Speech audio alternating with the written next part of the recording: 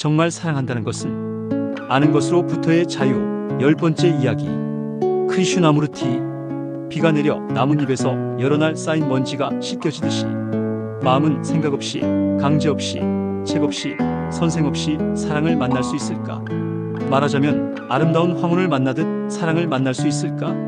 관계에서 안전하고자 하는 것은 필연적으로 슬픔과 공포를 키운다. 안전을 찾는 것은 불안전을 부르는 것이다. 어떤 관계에서든 당신은 안전을 찾은 적이 있는가? 우리들 대부분은 사랑하고 사랑받는 것이 안전하기를 원하지만 각자가 자신의 안전한 길을 찾을 때 사랑이 있는가? 우리는 어떻게 사랑하는지를 모르기 때문에 사랑받지 못한다. 사랑이란 무엇인가? 나는 그 말이 짊어진 것이 너무 많고 너무 더럽혀져 그 말을 선뜻 사용하고 싶지가 않다. 모든 사람이 사랑을 말한다. 모든 잡지와 신문 그리고 모든 선교사가 끊임없이 사랑을 말한다. 나는 내 나라를 사랑하고 나의 왕을 사랑하고 나의 책을 사랑하고 나의 재산을 사랑하고 나의 쾌락을 사랑하고 나의 아내를 사랑하고 나의 신을 사랑한다. 사랑은 관념인가? 만일 그렇다면 그것은 당신 좋을 대로 기르고 키우고 품고 난폭하게 취득하고 뒤틀려질 수 있다. 당신이 신을 사랑한다고 말할 때 그것은 무엇을 의미하는가? 그것은 당신이 자신의 상상력을 보호한다는 것을 뜻하며 당신이 고상하고 신성하다고 생각하는 바에 의거한 어떤 형태의 존경할 만함을 걸치고 있는 당신 자신을 보호한다는 것을 뜻한다. 그래서 나는 신을 사랑한다라는 것은 완전한 난센스다. 당신이 신을 경배할 때 당신은 자기 자신을 경배하고 있는 것이며 그것은 사랑이 아니다. 우리가 사랑이라고 부르는 이 인간적인 것을 풀 수 없기 때문에 우리는 추상 속으로 도망친다. 사랑은 인간의 모든 어려움과 문제와 진통에 대한 궁극적인 해결책일 텐데 그렇다면 우리는 어떻게 사랑이 무엇인지를 알 수 있을까? 그것을 다만 정의함으로써 교회는 사랑을 이렇게 정의했고 사회는 또 그렇게 정의했다. 하지만 거기에는 온갖 종류의 일탈과 남용이 있다. 누구를 숭배하는 것, 누구와 같이 자는 것, 정서의 교환, 사귐 등이 우리가 사랑으로서 뜻하고자 하는 것인가? 그것은 규범이자 패턴이었고 또 너무나 개인적이고 감각적이고 제한된 나머지 종교인들은 사랑이 그것 이상의 어떤 것이라고 천명했다. 그들은 인간적 사랑이라고 하는 것 속에서 쾌락, 경쟁, 질투, 그리고 소유하고 유지하고 구속하고 다른 사람의 생각을 간섭하려는 욕망 등을 본다. 그리고 이 모든 것의 복합성을 아는 나머지 그들은 신성하고 아름답고 순결하고 썩지 않은 다른 종류의 사랑이 있어야 한다고 말한다. 세계 어디에서나 이른바 신성한 사람들은 여자를 쳐다보는 것은 완전히 나쁜 것이라고 주장해왔다. 그들은 성에 탐닉하면 신에게 가까이 갈 수 없다고 말하며 비록 자기들이 그것에 사로잡혀 있다고 하더라도 그것을 무시해버린다. 그들은 성욕을 거부하기 위해 자신의 두 눈을 빼버리고 혀를 잘라버리는데 왜냐하면 그들은 지상의 모든 아름다움을 거부하기 때문이다. 그들은 자신들의 가슴과 마음을 굶주리게 하고 쇠약하게 했다. 그리고 인간을 탈수시켰다. 그들은 아름다움이 여자와 관계되어 있기 때문에 아름다움을 인멸했다. 사랑을 신성한 것과 세속적인 것, 인간적인 것과 신적인 것으로 나눌 수 있는가? 아니면 오직 사랑만이 있을 뿐인가?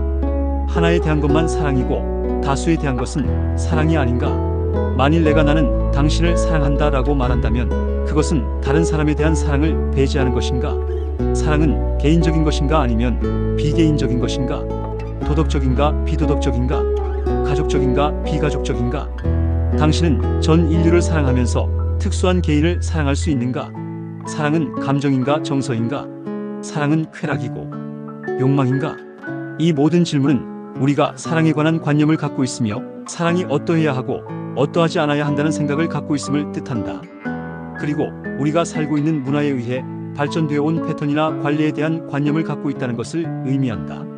그래서 사랑이 무엇이냐는 질문을 규명하려면 우선 수세기 동안 쌓여온 껍데기에서 사랑이 해방되어야 하며 그것이 어떠해야 하고 어떠해서는 안 된다는 것에 대한 모든 관념과 이데올로기들을 제거해야 한다.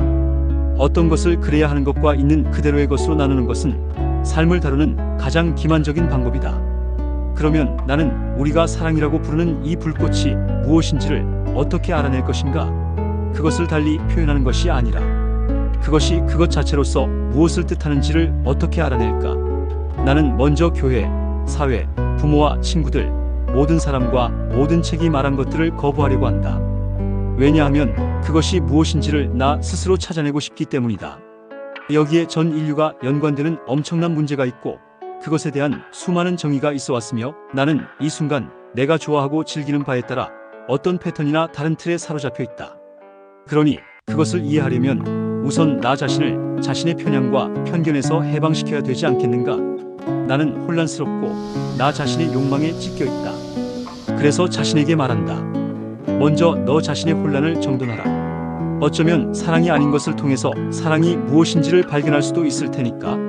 정부는 나라에 대한 사랑을 위해 가서 죽이라고 말한다. 그것이 사랑인가? 종교는 하나님을 사랑하기 위해 섹스를 포기하라고 말한다. 그것이 사랑인가? 사랑은 욕망인가? 아니라고 말하지 말라. 왜냐하면 우리들 대부분이 그렇기 때문이다. 쾌락을 누리려는 욕망, 즉 감각들을 통해서 성적 접촉과 만족을 통해서 얻어진 쾌락 말이다. 나는 섹스에 반대하지는 않지만 그 속에 무엇이 포함되어 있는지를 안다. 섹스가 당신에게 순간적으로 주는 것은 자신의 완전한 포기이며 그러고 나서 당신은 그 혼란과 더불어 원상태로 되돌아오게 된다. 당신은 아무 걱정도 아무 문제도 자아도 없는 그 상태가 자꾸 되풀이되기를 바란다. 당신은 아내를 사랑한다고 말한다. 그 사랑 속에서 성적 쾌락, 당신의 아이들을 돌보고 음식을 하는 사람을 집안에 갖고 있다는 쾌락이 포함되어 있다. 당신은 그녀에게 의존한다. 그녀는 당신에게 그녀의 몸을 주었고 그녀의 정서, 그녀의 격려, 어떤 안정감과 행복감을 주었다. 그러다가 그녀가 당신을 떠난다. 그녀가 실증을 느끼거나 다른 사람과 도망가면 당신의 정서적 균형은 깨지는데 당신이 좋아하지 않는 이 교란은 질투라고 불린다. 그 속에는 고통, 불안, 증오, 폭력이 있다. 그래서 당신은 이렇게 말한다. 내가 나한테 속해 있는 한 내가 나는 너를 사랑하지만 그렇지 않는 순간 나는 너를 증오하기 시작한다. 내가 성적 요구나 다른 요구들을 만족시키기 위해 너한테 의존하는 한 나는 너를 사랑하지만 내가 원하는 바를 충족시키지 못하는 순간 나는 너를 싫어한다. 다시 말해 당신과 그녀 사이에는 적대감이 있고 분리가 있으며 그리고 당신이 그녀에게서 분리되어 있다고 느낄 때 거기엔 사랑이 없다.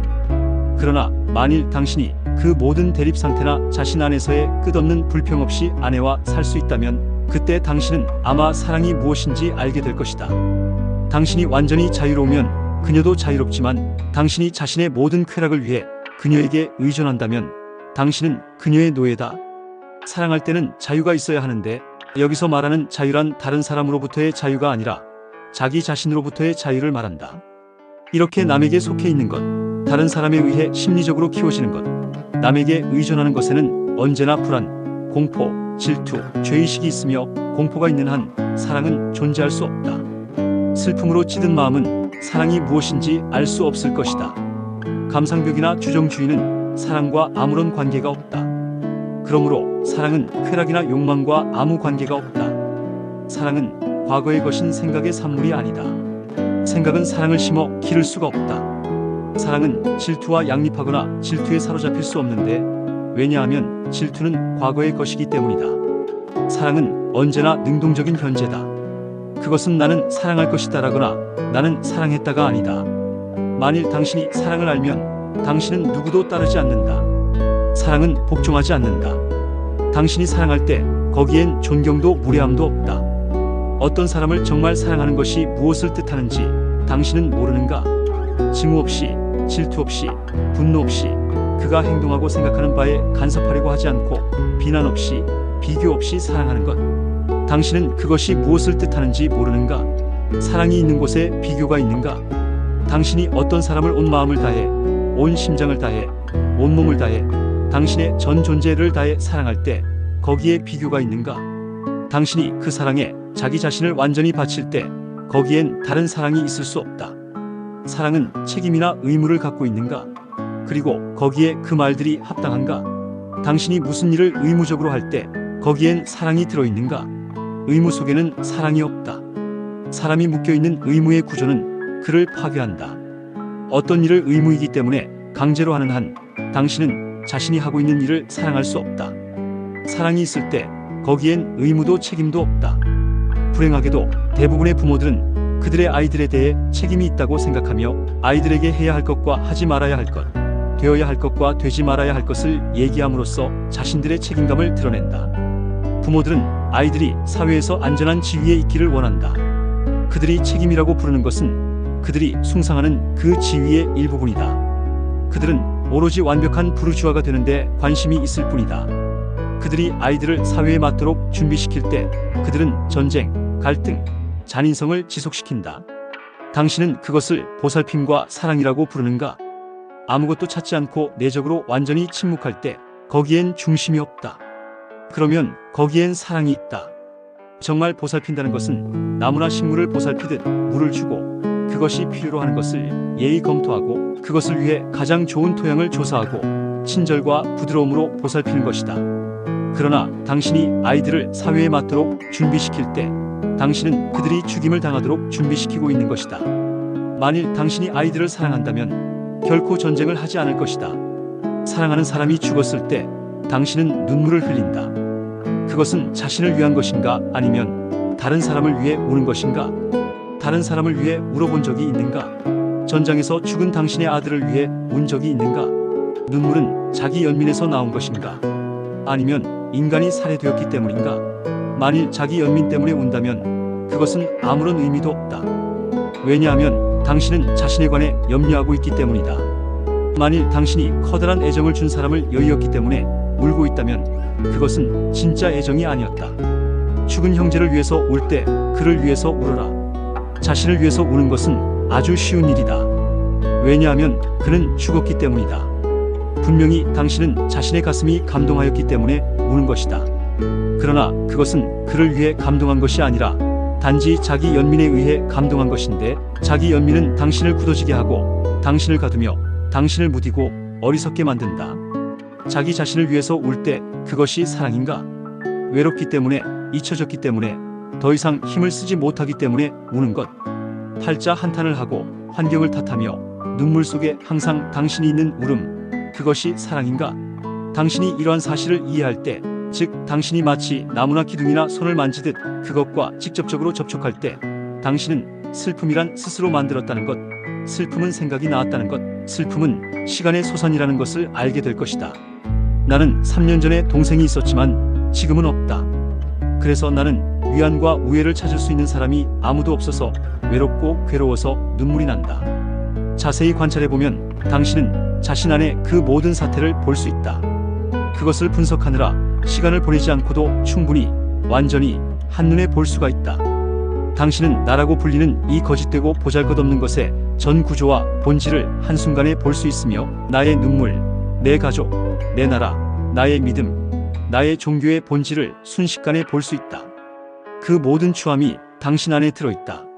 당신이 그것을 마인드, 기억, 생각, 의도, 의견, 느낌 등의 기능을 하는 것이 아니라 하트, 정서, 특히 사랑의 중심으로서 볼 때, 즉 그것을 가슴 밑바닥으로부터 볼 때 비로소 당신은 슬픔을 끝나게 할 열쇠를 가진 것이다. 슬픔과 사랑은 병행할 수 없는데 기독교에서는 고난을 이상화하여 그것을 십자가에 얹어놓고 예배하며 그 특별한 문을 통하지 않고는 고난을 피할 수 없다고 암시한다. 이것이 약점을 이용하는 종교사회의 전 구조이다. 그리하여 당신이 사랑이 무엇인지를 물을 때 당신은 너무 겁을 먹은 나머지 대답을 못할지도 모른다. 그것은 완전한 대변동을 뜻할 수 있다. 즉 그것은 가족을 깨뜨려 버릴 수 있다. 당신은 자신이 아내나 남편이나 아이들을 사랑하지 않는다는 것을 발견할 수도 있고 당신이 지어놓은 집을 산산이 부숴야 할지도 모르며 다시는 사원에 가지 않게 될지도 모른다. 그러나 당신이 여전히 찾아내고자 한다면 당신은 공포는 사랑이 아니라는 것, 의존은 사랑이 아니라는 것, 질투는 사랑이 아니라는 것, 책임과 의무는 사랑이 아니라는 것, 자기 연민은 사랑이 아니라는 것, 사랑받지 못함에 대한 괴로움은 사랑이 아니라는 것, 겸손이 자만의 반대인 것만큼 사랑은 증오의 반대가 아니라는 것 등을 알게 될 것이다. 그리하여 당신이 이 모든 것을 없앨 수 있다면, 즉 강제로가 아니라 비가 나뭇잎에서 여러 날 쌓인 먼지를 씻어내듯이 그것들을 씻어낼 수 있다면 비로소 당신은 인간이 항상 목마르게 찾는 그 기묘한 꽃을 만나게 될지도 모른다. 만일 당신이 얼마 안 되는 사랑이 아니라 아주 풍성한 사랑을 얻지 못했다면, 만일 당신이 그것으로 가득 채워지지 않았다면 세상은 불행에 빠질 것이다.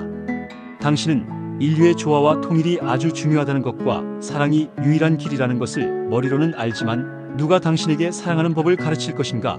어떤 권위, 어떤 방법, 어떤 체계가 당신에게 사랑하는 법을 가르칠 것인가? 만일 누가 당신에게 말한다면 그건 사랑이 아니다. 당신은 나는 사랑을 연습할 거야. 나는 날마다 앉아서 그것에 관해 생각할 거야. 나는 친절하고 부드러워지도록 연습할 것이며 다른 사람들에게 유의하도록 나를 다그칠 거야 라고 말할 수 있는가? 당신 스스로 사랑하는 훈련을 할 수 있고 사랑에 대한 의지를 연습할 수 있다고 말하겠는가? 사랑에 대한 단련과 의지를 연습할 때 사랑은 창밖으로 나가버린다. 사랑의 방법과 체계를 연습함으로써 당신은 엄청나게 영리해지거나 좀 더 친절해지거나 또는 비폭력의 상태에 이를 수는 있겠지만 그것은 사랑과 아무런 관계도 없는 것이다. 쾌락과 욕망이 가장 큰 역할을 하고 있기 때문에 이 찢기고 황폐한 세계에는 사랑이 없는데 그럼에도 사랑 없는 당신의 일상생활은 아무 의미도 없다. 그리고 아름다움이 없다면 당신은 사랑을 가질 수 없다. 아름다움은 아름다운 나무, 아름다운 그림, 아름다움, 건물 또는 아름다운 여자와 같이 보이는 것이 아니다. 당신의 가슴과 마음이 사랑이 무엇인지를 알 때에만 아름다움은 있다. 사랑과 그런 의미의 아름다움 없이는 미덕이 없으며 또한 당신이 사회를 개선하고 가난한 사람들을 먹이는 등 당신이 하고자 하는 바를 할 때 당신은 더 많은 불행을 만들 것이라는 사실을 잘 알고 있다. 왜냐하면 사랑 없이는 당신의 마음에 오직 추함과 가난만이 있을 뿐이기 때문이다. 그러나 사랑과 아름다움이 있을 때 당신이 하는 일은 모두 옳고 질서 있는 것이다. 만일 사랑하는 법을 안다면 당신은 자신이 좋아하는 바를 할 수 있게 된다. 사랑이 모든 다른 문제를 해소할 것이기 때문이다. 그렇다면 마음은 연습 없이, 생각 없이, 강제 없이, 책 없이, 선생이나 지도자 없이 사랑을 만날 수 있는가? 말하자면 아름다운 황혼을 만나듯 그것을 만날 수 있는가? 내 생각에는 한 가지가 절대적으로 필요한데 그것은 동기 없는 정열이다. 즉 어떤 개입이나 집착의 결과가 아닌 정열, 탐욕이 아닌 정열이 무엇인지 모르는 사람은 결코 사랑을 알 수 없을 것이다. 왜냐하면 사랑은 완전한 자기 포기가 있을 때에만 존재할 수 있기 때문이다. 얻으려고 하는 마음은 정열적인 마음이 아니기 때문에 사랑을 얻으려는 노력 없이 사랑과 만나는 것이 그것을 찾는 유일한 길이다. 즉 모르는 사이에 그것을 만나며 어떤 노력이나 체험의 결과로서 그것을 발견하지 않는다는 뜻이다. 그런 사랑은 시간의 결과가 아님을 당신은 알게 될 것이다. 즉 그런 사랑은 개인적인 동시에 비개인적이며 하나인 동시에 다수다. 향기로운 꽃처럼 당신은 냄새를 맡을 수 있고 또 그 옆으로 지나갈 수도 있다. 그 꽃은 모든 사람을 위한 것으로 그것을 깊이 들이마시려 애쓰고 기쁨으로 그것을 보는 사람을 위한 것이다. 누가 정원에 아주 가까이 있든 아니면 아주 멀리 있든 꽃에게는 마찬가지인데 그 이유는 그것이 향기로 가득 차 있기 때문이며 그래서 모든 사람과 나눌 수 있기 때문이다. 사랑은 새롭고 신선하고 살아있는 것이다. 그것은 어제도 없고 내일도 없다. 생각의 혼란 저편에 있다. 사랑이 무엇인지 아는 것은 천진한 마음뿐이며 이 천진한 마음은 천진하지 않은 이 세상에서 살 수 있다.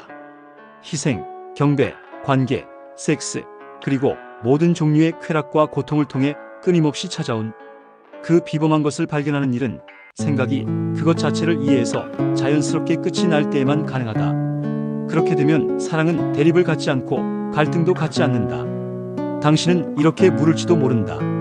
내가 그런 사랑을 발견하면 내 아내와 내 아이들과 내 가족에게 무슨 일이 일어나는가? 그들은 안전해야 하는데 그런 질문을 한다면 당신은 생각의 영역, 의식의 영역 밖으로 나간 일이 없는 것이다. 일찍이 그 영역 바깥에 있었다면 당신은 그런 질문을 하지 않을 것이다. 왜냐하면 영역 밖으로 나갔었다면 사랑, 그 속에는 아무 생각도 없고 따라서 시간도 없는 이 사랑이 무엇인지 알 것이기 때문이다. 진정으로 생각과 시간을 초월하는 것, 이것은 슬픔을 초월하는 걸 뜻하는데 진정으로 생각과 시간을 초월하는 것은 사랑이라는 다른 차원이 있음을 아는 것이다. 그러나 당신은 그 비상한 셈을 어떻게 찾아내야 할지 모른다. 그렇다면 당신은 무엇을 해야 하는가? 무엇을 해야 할지 모르면 당신은 아무것도 하지 않는다. 그렇지 않은가? 전혀 아무것도. 그러면 당신은 내적으로 완전히 침묵한다. 그것이 무엇을 뜻하는지 당신은 아는가? 그것은 당신이 찾지 않고 원하지 않고 얻으려고 하지 않는다는 것을 뜻한다. 거기엔 전혀 중심이 없다. 그러면 거기엔 사랑이 있다.